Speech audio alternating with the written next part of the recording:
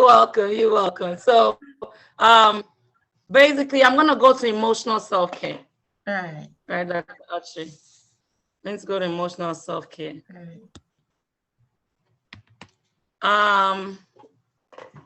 So emotional self-care takes me again to power of journaling. When it comes to emotions, for me, more of journaling is the key. Dr. Amoatey, journaling is powerful. Angie, when you say emotional care, how would you define it? So emotional self-care is your emotions. Like when I talk about emotional self-care, I'm talking about boundaries, right? I'm talking about emotional boundaries. So I think that's so important because we are talking about Valentine as well.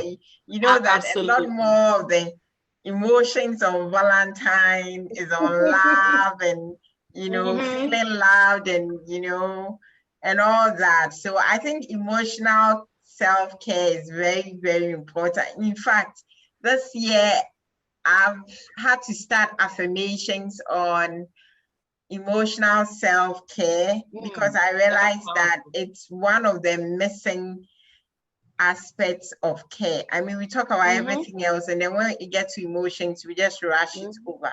So I'm happy that you get to do this with us. I'm very excited about it. Thank you. Thank you.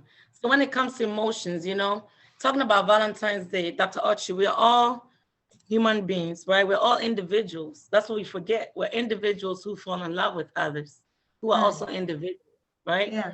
We all come with our emotional cups. Right. Some of us have empty emotional cups, and yet we're trying to strengthen a relationship. Right. So some of us are okay with our emotions, right? But we are with others whose emotional cups are empty. So we're struggling as well. So emotion is something that we have to let it out and we have to talk about. And one of the ways to deal with our emotion is daily reflection of our feelings, how I feel. You wake up this morning, how did you feel waking up? Did you feel hopeful? Did you feel defeated? Did you feel like you wanted to stay in bed?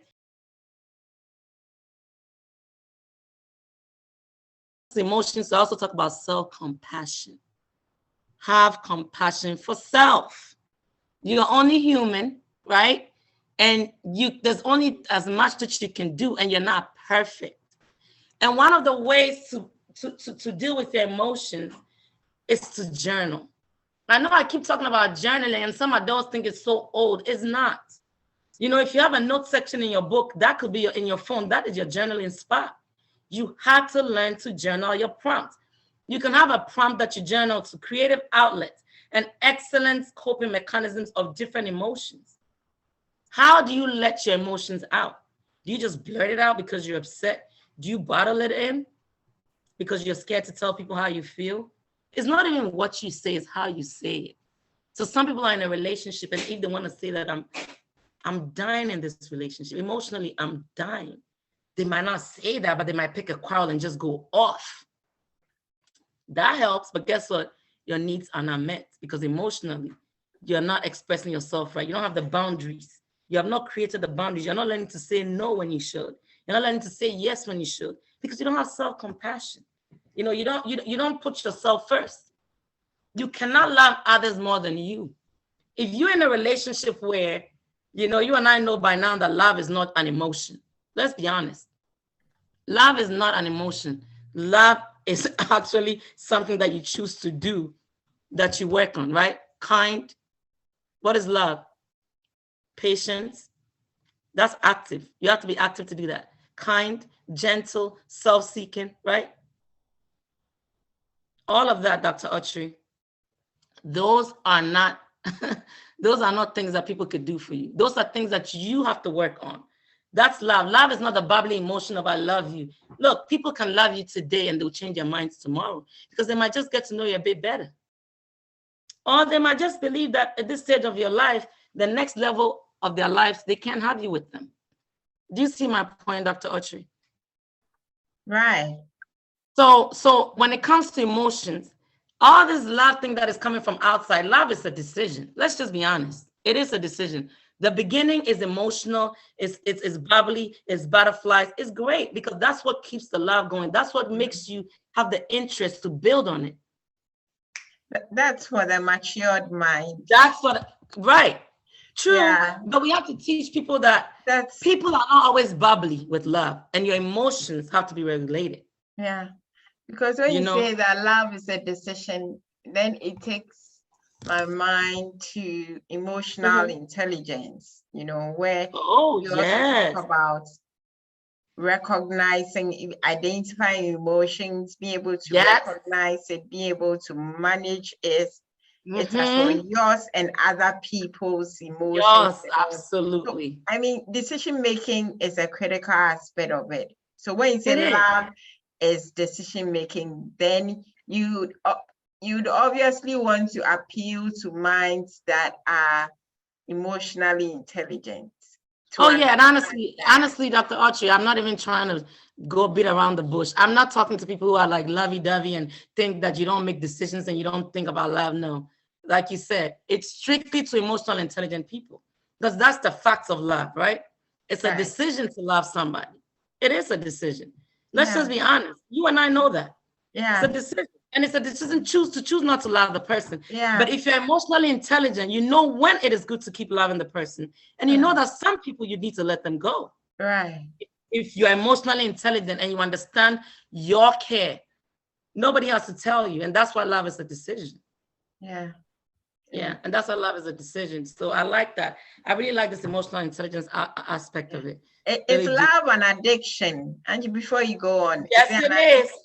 In the beginning, it is. It is. The bubbliness, the butterflies. Love is an addiction.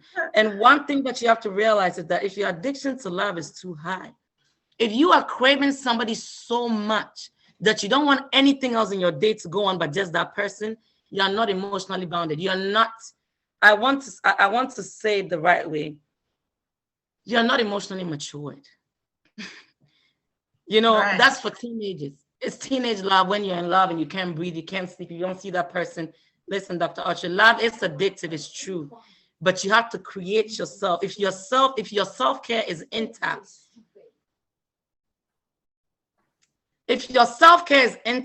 right, you're going to realize that you'll be able to I'm trying to get the right thing. You'll be able to manage your emotions around love and the addiction.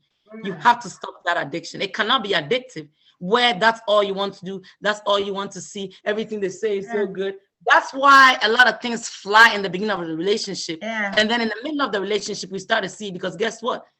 We are addicted to the love. We are addicted to the emotion. We are not thinking. We are not emotionally connecting. We are not seeing certain signs. But if your emotions are on point, you can see through all these different stages, and that will help you to make the decision. Right. So it's good to express love. Some of us, based on your temperament, you can express it better than others. But that takes me again to emotional intelligence, like you said, and love addiction. Love is an addiction. After that, don't forget, love gives you the same type of like the high. When you eat sugar and things, there's something in science that love gives you that type of a high. So yes, you will get that. But as a person, if your self-care, like I said before, is intact, you figure out how to manage it. So if you're thinking about this person all day and you can't work, no, you have to work. You have to work. You have to eat. You have to do things. So you manage it. You can't see them every day. Right. You can't. So yes, love is an addiction, but it's still a decision. Right. It's still a decision. Right. It's still a decision. And emotionally, like I said, learning to say no. Maybe culturally, most of our people don't know how to say no, and doing the thing and complaining about it doesn't bring any blessing. So just learn to say no. No is no. And people have to respect no, right? You don't even have to give reasons for the no. It's okay to say no. You're human. It's okay to say no. And it's okay for others to say no to you. Right. As long as you see it that way, then it's fine. Emotional boundaries, Dr. Yvonne. People are in friendship relationship and then there are no boundaries. People don't create boundaries. I'm talking to these few boys, right? If they are my friends, there are boundaries when it comes to friends. There are boundaries when it comes to siblings. There are boundaries when it comes to church friends. There are boundaries when it comes to boyfriends. There are boundaries. Emotionally, we have to set these boundaries. Sometimes we don't set these boundaries. I want people to do things. Then you say, oh, I didn't like it. Right. did not set boundaries. I always tell my young girls, nobody can touch you in bikini area, even if it's an accident. If they said it's an accident, you still come and tell me, because it's not an accident to touch anybody in the bikini area, right? So you teaching people early to have boundaries, because a guy can't touch you and say, oh, I'm sorry, it wasn't intentional. Yes, it was. That's how it starts. Yeah. You don't come to my space, you don't touch me. People have to create boundaries. People call people friends and they have other things that is going on. No, set your boundaries. You're human. If you set emotional boundaries, you are healthy, because you take yourself out of a lot of hurtful relationships, right? So set the boundary. It's emotional boundaries. It's for your emotions, for your mental well-being.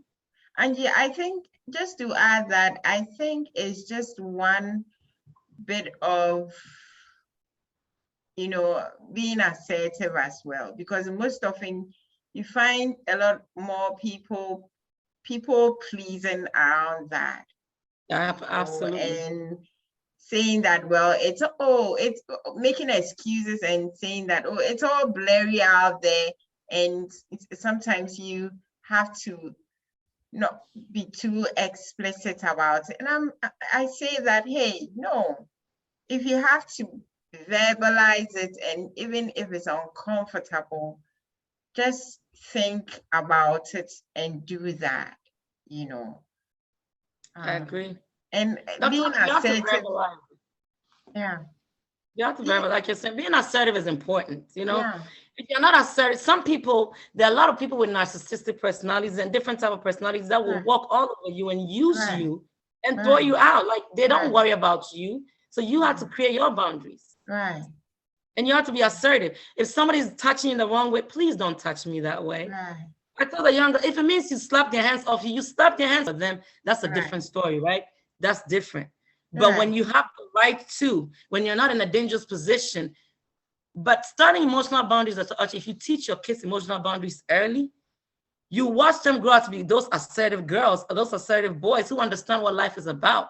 And they understand when to speak and when not to speak, because they have their boundaries set from childhood. They've practiced it over a long period of time. Yeah, they have. And so that is important. Support groups for your emotions. That's actually, people need support groups. You know, I don't know how many support groups are in Ghana, but there should be support groups of parents who are experiencing potty training. There should be support groups for first married couples, like people who have been married for less than a year. There should be support groups of people who have been married for more than 3 years. There should be support groups of people who are struggling in their marriage if it's emotional. There should be support groups for all type of things. And people have to be willing to do it. People want to go to church. It's good. Church is one of the support groups. And I always say that if you can't make time for church or mosque or whatever you believe in, that's a problem on its own. That's spiritual self-care. However, support groups are important. If you're struggling with something, there are support groups that can help you. You know, I can't tell you how many things I learned as a mother when I had young kids that I didn't know that helped me.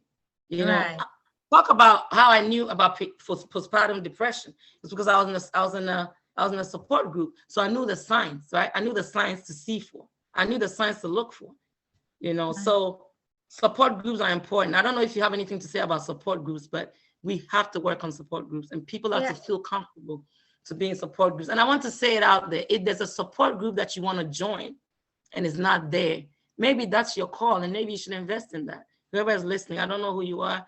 But if there's the dying need of something that you don't have any support for, you could be that liaison for that. Right. You know, I believe that. Absolutely.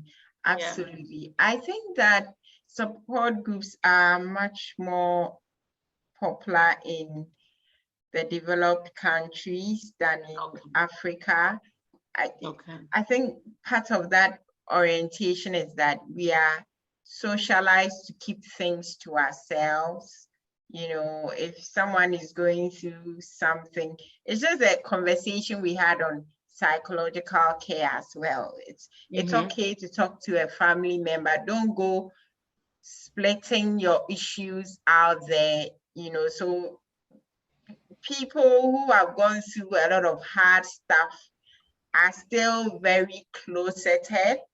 I remember one of the interviews I talked to a cervical cancer survivor, and I asked there, are you in any support group, or do you reach out to other people? And it's still that same conversation on not wanting to be stigmatized and not wanting to feel socially isolated, and some way, somehow wanting to keep to oneself, you know, that there's that bit of the therapeutic aspect of support systems in support groups, not really explored within the African setting. I think the church has done a lot more around that.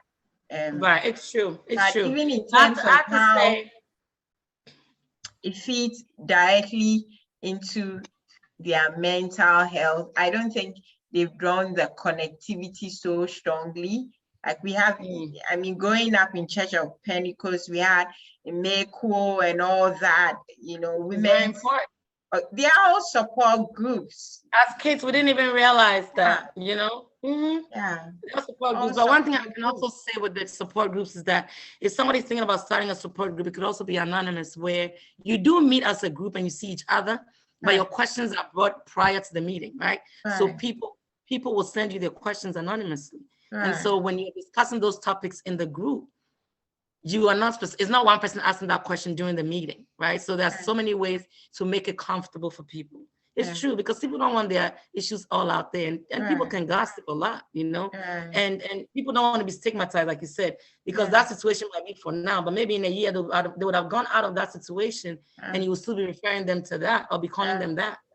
And it's even with breast cancer, you know, I do a lot of stuff around breast cancer and conversations on male breast cancer, and you know, men with breast, I mean, other men would even not want to so much understand that there's a certain group of men who have experienced a so-called women's condition, you know, and so obviously these men are hidden. I have one right now, and also with our women. So it's been very difficult even to integrate him into the whole time, but we do. So when I talked about journaling and all those things, I don't think I gave real detailed examples. I always want to give people ways that they can actually practice it, right? I just don't want to give it. I want them to have reasons on how to practice it. So when I said journal, there are ways to start journaling. You can start by journal prompts. So for example, you can start in your journal prompt, what is going good for me right now? If that's the state that you're in, and then you start, that's your prompt. Or what is not going on for me right now? That's your prompt, right? So how did you get out of this situation is journaling. How did you deal in that situation? What did you do in those times to make you feel better? That's what the power of journaling does, because next time you can be able to do what you're supposed to do. All right, so and also terms of self-compassion. Self-compassion is the ability to turn to understand yourself and love yourself inwardly. You know, a lot of people don't have self-compassion, don't have self-love. And self-compassion entails of being warm and understanding towards oneself, towards like being understanding to me when I suffer, when I feel inadequate, you know, when I fail in a test, when my relationship doesn't work, when my children are being like they're failing, whatever it is, you have to have a level of self-compassion for yourself to make yourself realize that you can't criticize yourself. Yes, you do reflect, but you're the same one that has to show yourself that you're able to do what you're supposed to do.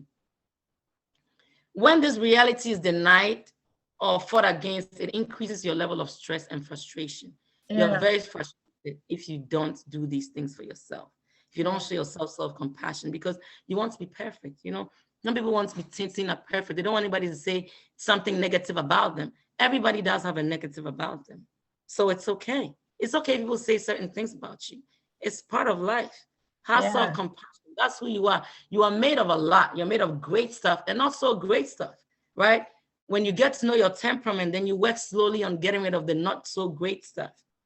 But I can assure you that you want, because you're human, you're not going to completely get rid of everything. And that is okay, right? Give yourself some compassion. How do you do that? You comfort your body by eating healthy food, by eating things that makes you feel good. Write yourself a letter. 2021 was awful, but guess what? 2022, here I come. Here I come, 2022. Things are going to get better. It's a letter to me. Yeah. It's a letter to me about next year. What do you want to see? That's your letter. Absolutely. All right? If it was something that caused you to feel pain, like a breakup with a love, a job loss, a health thing, write a letter to yourself next year of what you want to see in yourself next year. Yes, this year you're dealing with a breakup, but guess what? Breakups are part of life. You will be fine. You will survive. You will go through the sadness. It's okay to be sad. The problem is, don't go through a pity party, right? But deal with the sadness and get over it and move on. In life, we have the ability to, we are agile. We have the ability to bounce back. We have the ability to go back. It's part of us. We have the ability to be broken and to be mended again. So we can do it. Just remember that you're able to do that. Write a letter to yourself. What do you see in yourself in 3 years? Write a letter to that self of yours in 3 years. Forgive yourself. Forgive yourself. Yeah. Give yourself encouragement. My next thing is forgiving yourself. And when I say forgiving yourself, I want to talk about the past. We don't forgive ourselves. We do not forgive ourselves. And you know what, Dr. Archer, let's be honest, people don't forgive us. Or if people forgive, they don't forget, right? Yeah. So people will remind you of things that you've done. It's okay. Yeah. You know, one thing that to do is to forget about the past. The thing that you should be focused on right now is to be pressing. How are you pressing towards those goals? How are you pressing? Pressing means you're making plans, you're executing the plans, you're failing at some, you're rebouncing, right? You're reconditioning, you're reevaluating, and you are pressing. Press. Just keep pressing towards the goal. You failed at being nice yesterday. Guess what? You have tomorrow. Once you wake up, today I'm going to try to be nice. You failed at being compassionate yesterday. You have another opportunity. Forget about the past. Forget it. Even if people don't want to forget you about your past, you forget about it, because guess what? You have a prize that you're trying to get to. You have somewhere that you're trying to get to. Focus on that. Forgive yourself. Forget about the past and press. Keep moving, keep running, keep jogging, keep crawling. However you're getting there, please keep doing it. Forgive yourself. That's part of emotional self-care. Yeah. You did the worst thing, so what? Let it go. It's yesterday. What is today? What is tomorrow, right? How can you get better? Retrieving and spending time by yourself. That's also important. When you retrieve and spend time by yourself, it's very important that you do that. That helps with your emotional boundaries, all right? And like I said before, oftentimes we don't know how to talk. We don't know how to talk to people, and we don't know how to treat ourselves. And that's why people cannot treat us right, because we don't know how to treat ourselves. That's part of setting boundaries. And also, when you spend time with yourself, spend less time on social media. I have to tell you, more than 50 minutes on social media should be ideal for an adult. You know, and sometimes we don't know what we're giving our kids. We think it's cute for our kids to have cell phones and all these electronics. We don't have anything on the gadgets to show what they're watching. And you think that you're raising your kids one way, but guess what? Social media is really raising your kids for you. And it's just a matter of time you're going to wake up and see. So social media, watch the gadgets, watch the electronics, what you leave at home. I have a child who suffers from pornography at elementary school, but guess what? In their house, it's all over the house, the CDs, the tapes. Why should I be upset at the child? Yeah. That child is a child. How do I get upset at the child? Guess what? It's the adults. So my mom always says that as you're raising your children, it's just a matter of time. Time will tell, right? If you did active parenting or you did passive parenting, you're going to live to see it. And the sad thing is that certain decisions your kids will take, it has nothing to do with you. You could do your best and your kids could do wrong things. But if you can sit back and know that you did your part with the time that you had, don't forget, they are blessing that comes, they don't come with a manual, but you answer for each single one of them. Yeah. Are you helping them emotionally? Are you helping them psychologically? Are you teaching them how to be grounded? Certain experiences that you've gone through, how are you showing them how to manage it? Yeah. Or you're just being a parent and giving them money, giving them nice clothes, and thinking that you're doing a great job. Yeah. Please be careful. Yeah. People are actually spending 24 hours living lives like parents. Their whole life's about being parenting. So if you are one that is working like me and juggling a whole lot, you have to be very conscious, extremely conscious. Yeah. Because the reality is, as much as I could not be a stay-at-home mom, it's a difference with a stay-at-home mom, right? There is a difference. There is. It's just be honest, Dr. Autry. It's really hard work, Angie. Right. It's hard really work. We're career women, but to juggle it, it's really a lot. So work. yes, and I believe that women at home should get paid big time. And I hope that there'll be a point where the government will be paying women for not just a couple of months. You know, we're going to achieve statuses like Canada and England. When a woman has a child, she should be able to take off a whole year and take care of the child. You know, so that these are things that we have to fight for. These are things that just don't happen. People do write bills for these things, right? People are fighting. Meghan Markle is trying to fight to get women to get more pay, like Canada, to be able to stay home for a year. People have to write legislation. Right. People have to write these things to get passed. It just doesn't happen.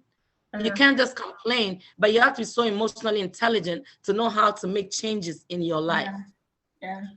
All right. And social, I'm sorry. Just go on. Please add on. Okay. So I just wanted to share this little thing. I have practiced hands-on parenting, just juggling everything. You know, my anyone who knows me so well knows that my kids will be found in the library. One day I'd gone to one of the public libraries, and the librarian met me, and it was just me there. And he said, "Where are your kids?" I said, "Oh, so you know my kids?" He says, "Yeah, every single time you come to the library, I see you with your kids." Wow, so that's powerful. And I'll take them for public lectures. My kids are in my lecture rooms as young as...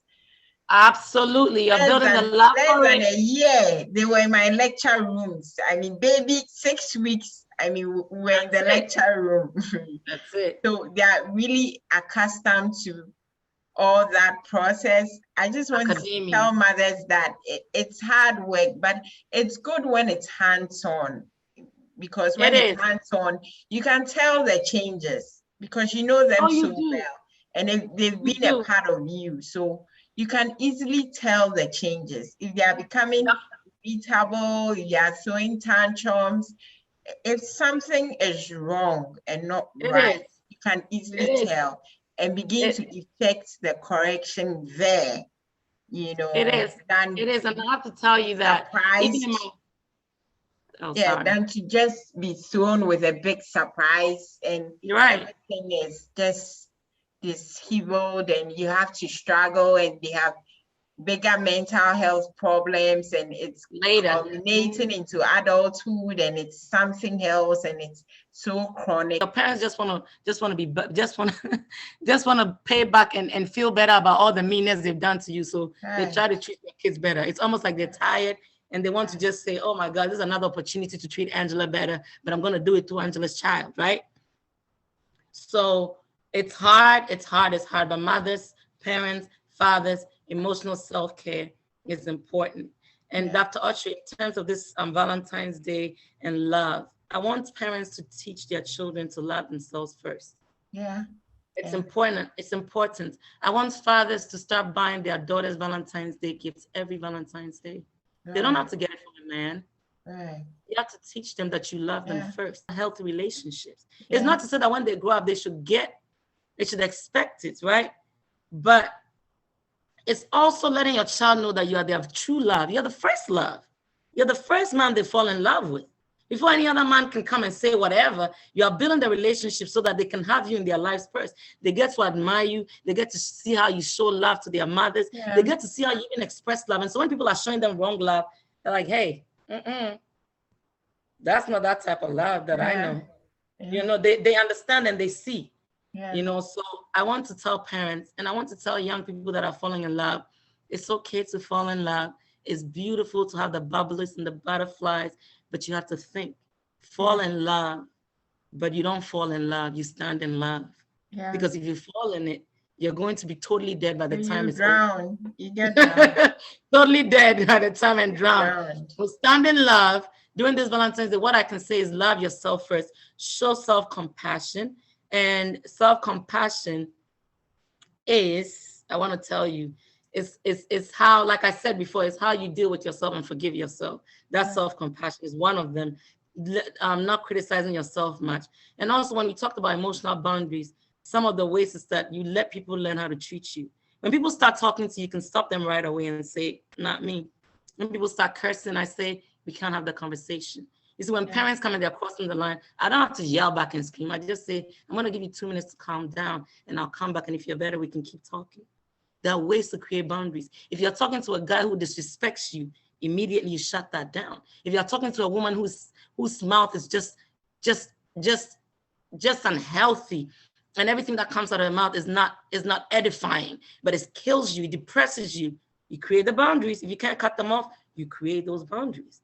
You have the ability to create boundaries. You don't let people cross those boundaries. Yes, some people will cross it. Pick and choose your battles. Some people you have to let it go. Some people you are. However, let's say that you got into an argument with someone and they called you all kinds of names, spouse, everybody. You have to reteach when things comes down how you want to be spoken to. Yeah. You want to say, okay, the last time we argued, I didn't appreciate you that you called me hey, or you called me the B word. That B word is not part of our vocabulary in this house. We are raising children and we are talking, and kids, like we said, they're modeling more than they see. They're looking at what they're seeing more than what we're telling them. All right. So love is an emotion. So it's part of our emotional self-care. However, love is not a feeling only. Love is action. And you have to love with your mind. And if you want to know what love is, then it might be hard to practice love, because love is patience, it's kind, it's gentle, it's not self-seeking, it's not boastful, right? It's hopeful. It's all of that. It doesn't seek of its own, right? It's a lot. Are you ready to do that love? That's the love journey. And if you're not ready to walk that love journey, maybe you should be single for a while, enjoy your life, and figure out how to do it before you meet the right person. Sometimes that journey of growing yourself is so crucial. You know, the culture, I've come to find out that there are different stages in life. Whereas some people get married young and have kids, right? Some people also get married older. Yeah. Research have shown that people who get married older are usually successful, because usually they don't have anywhere to go. Yeah.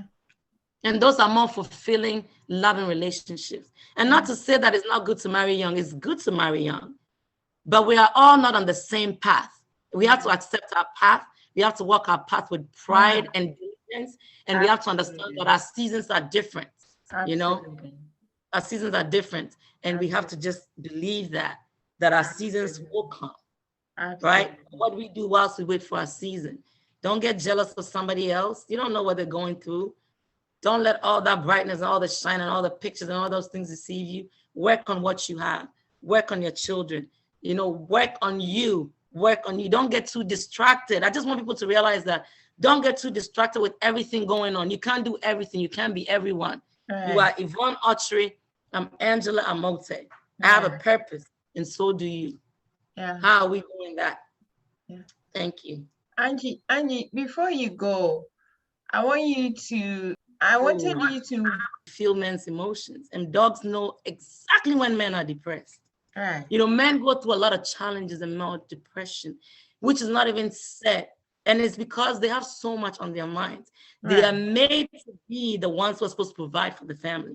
Even though women are working, don't forget that the main aspect of providing is on them. Their emotions are always combobulated, right? But the scary part is that they don't know how to express it.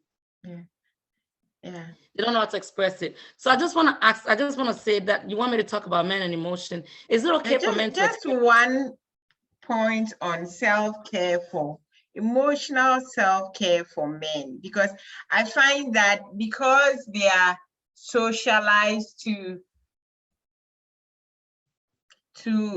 not show emotions, you know, especially in some African culture, to show emotion is even attributed to femininity. You know, if you are crying, you're a man and you're crying, you're a woman. I agree. Women who I don't want to use the word, but they'll say, they would call know? you, I don't want to use the word, but we know Yeah. there's a word So that they call you, how like do they, because you are beginning to have that conversation PAN. masculine mental health, how to even teach our kids. Oh, Dr. Autry. Can you Dr. hear me? Autry, I want you to repeat what you said again. Yeah, so Repeat what we you are said we are again, beginning to push for a conversation on masculine mental health, where we say that, well, parents should begin to conscientize their male children, even from very early socialization, the relevance of emotional care, emotional intelligence, emotional care, recognizing their own emotions, be able to manage and deal with it in a way, How do we, in one or two lines, how do we promote emotional care for men? Or what would be the one word for men in terms of? Well, the one word I will say, and I'm saying this because I took a class, and even when my son is crying, I'll say, stop it. Why are you acting like a girl? And I had to learn to stop that because I'm teaching him to bottle his emotion. I'm like, a man don't do that. Cut it out. Stuff like that. I had to learn to stop because you know what? It's okay for boys to cry. Right. The reason why they don't cry is because we make them hold it. So one word I would say, right? Instead of repression, I'll say regulate. So those are the two words. So let's not teach our boys to repress. Let's teach them to regulate. How do they emotionally regulate? Let them talk about it. If they have to go to the bathroom and cry for a few minutes, let them do it. Getting out the tears is part of it. I remember I really remember telling my son, stop crying, but now I let him express emotions. I let him say it. You don't want me to talk too long, and I don't want to get into a whole lecture. Like you said, to answer your question, let's focus on what did I say? Emotional regulation and not emotional repression. So we allow them to talk. We allow them to express it. Let them do it, because that's why they're in relationships and they can't express their emotions because they were never taught to do that. They don't want to cry because they don't want to be soft, right? But it's okay for a man to cry. It's okay. It's really okay. It is. It is. So let's not repress. Let's regulate. Angie, thank you. Angie, thank you so very much. Thank you for your time. Thank you for the contributions. They are useful and refreshing. Thank you so very much. And may God bless you. God bless you so much. Thank you. Thank you, Dr. Autry. So we hope to see you very soon. Thank you. Spiritual self-care and then professional. We do our spiritual self-care and professional self-care, and then we can get into other things as well. So, all right. I would like us to also get into when I start the whole food thing, I'd like us to also start talking about it and how we can go through that journey. There's a Black woman who is doing like 10,000 Black women eating plant-based a certain year. I'm also looking at getting maybe 10,000 Black Ghanaian women going plant-based for a minute. Because I'm telling you, if you do that for a year, you regulate everything in your body. The diseases will go away. You just have to give it a shot and just have the will and self-control. So I can't wait for us to do more. Thank you so much. Thank you so much, Angie. God bless you. Thank you. Bye. God bless you. Good night. Bye. Bye.